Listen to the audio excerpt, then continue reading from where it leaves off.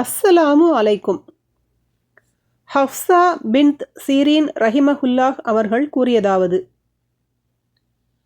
உம்மு அத்தியா நுசைபா அல் அன்சாரியா ரலியல்லாஹு அன்ஹா அவர்களுக்கு ஓர் ஆடு தர்மமாக அனுப்பி வைக்கப்பட்டது.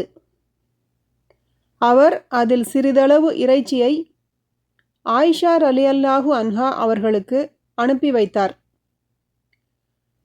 நபி ஸல்லல்லாஹு அலைஹி வஸல்லம் அவர்கள் ஆயிஷாவிடம், உங்களிடம் உண்பதற்கு ஏதும் உள்ளதா என கேட்டார்கள்.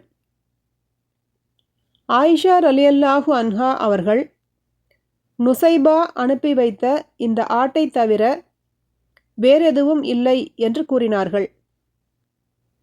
அதற்கு நபி ஸல்லல்லாஹு அலைஹி வஸல்லம் அவர்கள், அதை கொண்டு வா, அது தனது இடத்தை, அன்பளிப்பின் தகுதியை அடைந்துவிட்டது என்று கூறினார்கள்.